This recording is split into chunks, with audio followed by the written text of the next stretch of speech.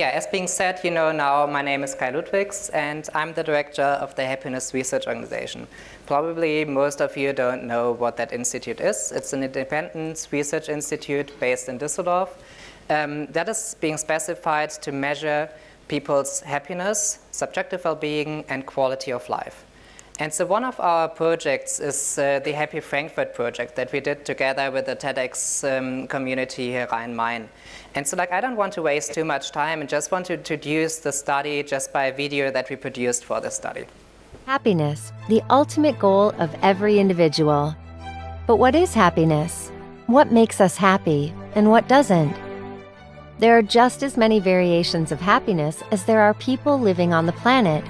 Yes, happiness is subjective. The factors that influence people's happiness vary from person to person.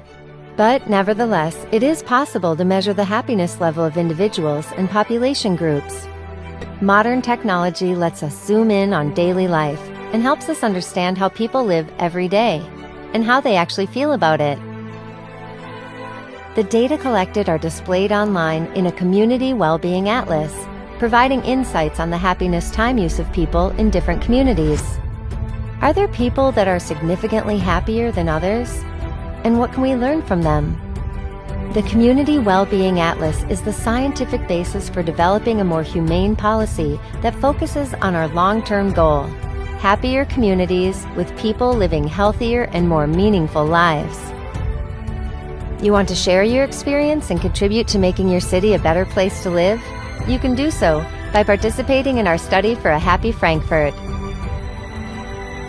happy-frankfurt.com. Happiness Research Organization. Focus on happiness. So this video first gives you, I hope, just a first insight like what we try to do. But so you also saw that it's part of a bigger project. So it's part of the Community Wellbeing Atlas, a project that we developed together with the Community Wellbeing Institute based in Seoul, Korea. And so we were just using their measurements for community well-being and teamed up to cooperate to just use our measurements for subjective well-being and happiness, and for the happiness time use of people, so how people live their everyday life and how they perceive their everyday life in an emotional way. So and just by using modern technology, so we were just being able also to track locations and being able to build maps, city maps, and to zoom in into daily life and see people's everyday life and everyday feelings, but also in which locations that's maybe different. And so just this modern technology that we use is in the end a survey app. That's something that we started to produce already 3 years ago to be able to do a new way of surveys, just to zoom into daily life. And we applied this app called Happiness Analyzer to a Happy Frankfurt app that I will just explain quickly in a screencast. So people were just starting and just participated after downloading the app. And from here on, they were just first doing surveys, but in a bit more modern way, a community well-being survey, just rating different domains of a city life. And on the other side, they were also doing a subjective well-being questionnaire based on OECD guidelines.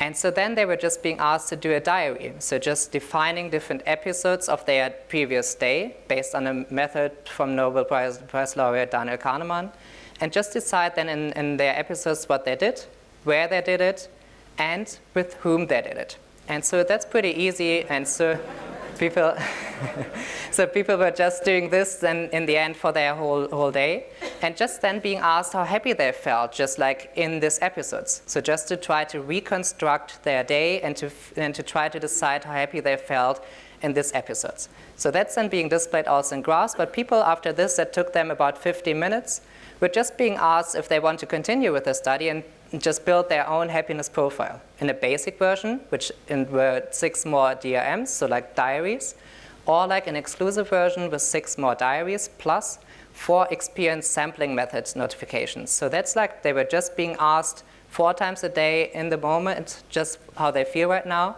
what they do, where they do it, and with whom they do it. So just how we had it before. And all this data is in the end then being displayed for the participants just in a graphical way.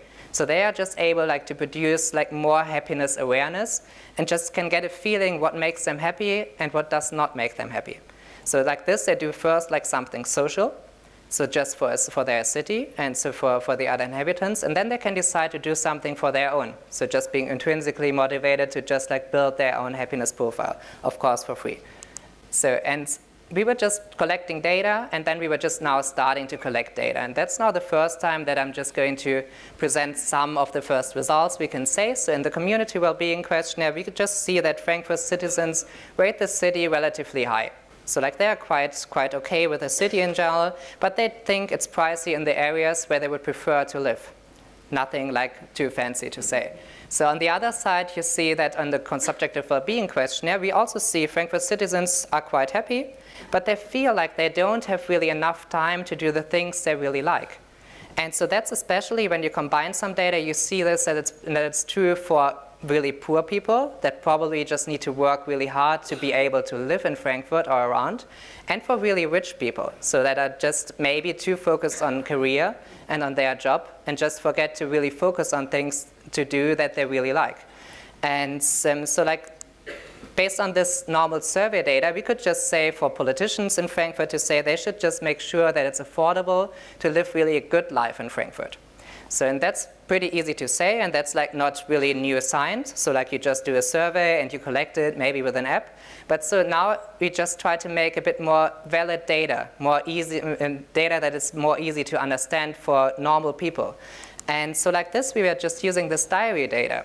So and just know like how people use their time, and how happy they are like during certain time use. And we are just able now just working on just analyzing this data, and just we're now going to publish a happiness profiles website where people can just like go through the different filters and being able, for example, here to compare two different profiles. So both are male, both are 30 years old. The one is like living inside the city, the other one is living outside the city. And so we would see that the one that's living inside the city just needs to work a lot. So like because it's pricey. So this person works from 7 a.m. to 8 p.m. and does not have to commute, but so like still does not have much time left for really to do the things that this person really likes. On the other side, somebody who's living outside of the city maybe just works from 8 a.m. to 6 p.m., but does have to commute like 2 hours per day. And so like this also does not have that much more time to do really things that this person really likes to do. So kind of this is all like just an example of like how we are just able with this everyday life data just to show more valid data and show validity in normal surveys, and just try to make something that politicians but also inhabitants are what is way easier for them to really understand. On the other side, we can just use the location data and just see here, like try to make this also valid in a geographical way and just show this in a map. And just see that here, for example, in Offenbach, like you see more like this profile what I explained for the person that's outside of the city. And for example, more like in the center of Frankfurt, you would see the other profile. So that's just like things that we are just going to publish, and people are just going to be able to play around with this data, that they also here on a community way really get something for their participation.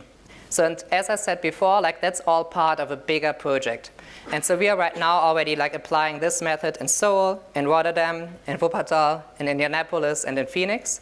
And right now are planning like way more studies for the next year and the next few years to be able to set up a new database to make our world a happier place. Thank you for your attention.